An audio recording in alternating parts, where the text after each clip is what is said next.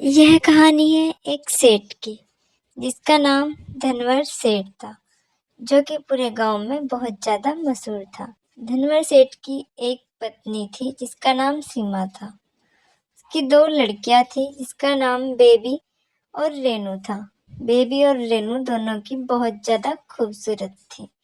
तो आइए देखते हैं इस कहानी में क्या होता है। सेठ अपनी लड़कियों से बहुत ज्यादा प्यार करता था। सेठ की पत्नी बोलती है, मुझे समझ नहीं आता तुम रोज रोज कहाँ तैयार होकर जाती हो। तुम्हारा ये रोज का काम खत्म नहीं होता। जब मैं तुम्हें देखती हूँ तुम सुबह ही उठकर तैयार होकर बाहर की तरफ निकल जाती हो। माँ, मुझे शॉपिंग करने के लिए जाना है क्योंकि मुझे ना मेरे फ्रेंड की शादी में जाना है। मैं अपने फ्रेंड की शादी के लिए शॉपिंग करने जा रही हूँ।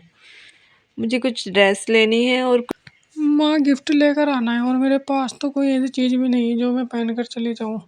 मैंने तो कोई सूट भी नहीं ले रखा है, ना कोई ड्रेस है ऐसी अच्छी सी जिससे मैं चली जाऊँ। अच्छा ठीक है, चली जाओ लेकिन जल्दी आना। अगर लेट हो गई तो तुम्हें पता है ना तुम्हारे पिताजी तुम्हारे बिना एक मिनट नहीं रहते। दोनों की दोनों जल्दी आ जाना, ठीक है।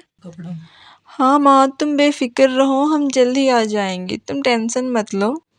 हम शॉपिंग करते ही एकदम घर आ जाएंगे। बेबी और रेनू शॉपिंग करने के लिए जा रही होती हैं। दोनों ही शॉपिंग करने के लिए बहुत ज्यादा खुश होती हैं। दोनों शॉपिंग करने के लिए निकल जाती हैं। बेबी अपनी माँ को समझा रही होती है कि माँ, आप फिक्र मत करो, हम जल्दी आ जाएंगे, आप पापा को समझा देना और पापा को बता देना। ये कहकर दोनों बाहर की तरफ चली जाती हैं। तभी उनके पिताजी उनकी मम्मी के पास आते हैं और बोलते हैं, सीमा, बेबी और रेनू कहाँ पर है? मुझे काफी देर से नजर नहीं आ रही है। काफी देर हो गई मैंने उन्हें नहीं देखा। कहाँ है मेरी दोनों लाडली बेटी? तुम्हारे लाड प्यार ने तो उन्हें बहुत ही बिगाड़ दिया है। अब तो वो मेरी एक भी नहीं सुनती। जहाँ जाना होता है अपनी मर्जी से चली जाती हैं। मेरे लाख मना करने पर भी वो घूमने के लिए चली गई। पैसे खर्च करने का तो उन्हें बड़ा ही शौक है। अरे कोई बात नहीं, वो सेठ धनराम की बेटी है और मेरे लिए मेरी बेटी सबसे अजीज है। खर्चा करती है तो क्या हुआ, है भी तो मेरी लाडली बेटी दोनों। अब मुझे लगता है हमें उन दोनों की शादी कर देनी चाहिए। वैसे भी मैंने उनके लिए लड़का देख लिया है। मुझे लड़का काफी पसंद आया है। इतना सुनते ही सीमा को रोना आ जाता है और सीमा वहां से चुपचाप चली जाती है।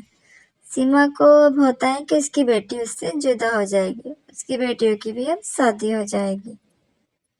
सीमा बहुत ही उदास होती है। उधर उसकी बेटियां घूमने के लिए रेस्टोरेंट में चली जाती हैं। हेलो वेटर, मेरे लिए एक जूस लेकर आओ। मुझे जूस चाहिए। रेनू बेबी को अपने पास बुलाती है और कहती है, बेबी तुम यहाँ आ जाओ, वहां पर मुझे ठीक नहीं लग रहा, हम यहाँ बैठकर जूस पीते हैं। दोनों वहीं बैठकर जूस पीने लगती हैं। रेनू, ये रेस्टोरेंट तो काफ़ी अच्छा है। मैं इसमें फ़र्स्ट टाइम आई हूँ। क्या तुम भी किसमें कभी पहले आई हो? हाँ, मैं भी पहली बार ही आई हूँ। रेस्टोरेंट तो काफ़ी अच्छा है और मुझे यहाँ पर वेटर भी काफ़ी अच्छे लगे। जूस भी काफ़ी टेस्टी था। इतना कहकर रेनू और बेबी दोनों घर की तरफ निकल जाती हैं। दोनों घर की तरफ जा रही होती है। माँ, हम आ गए हैं शॉपिंग करके। तभी सीमा अपनी दोनों बेटियों को एक हैरान होने वाली बात बताती है। तुम्हारे पिताजी ने तुम्हारे लिए लड़के देख लिए हैं और वो तुमसे सुबह को मिलने के लिए आ रहे हैं।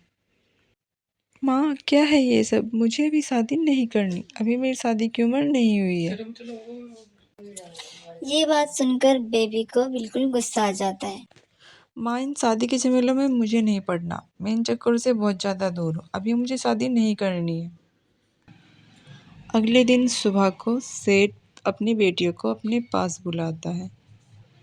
दोनों उठकर अपने पिताजी के पास चली जाती हैं। बेबी और रेनू, मैंने तुम्हारे लिए लड़के देख लिए हैं। आज लड़के तुमसे मिलने के लिए आ रहे हैं। तुम तैयार हो जाना और जो जो वो पूछे उनका सही सही जवाब दे देना। अब मैं चाहता हूँ तुम दोनों की शादी हो जाए, तुम दोनों अपने घर की हो जाओ। ठीक है पिताजी, जैसे आप कहते हैं ऐसे ही होगा, क्योंकि हम आपकी एक भी बात नहीं टालना चाहते।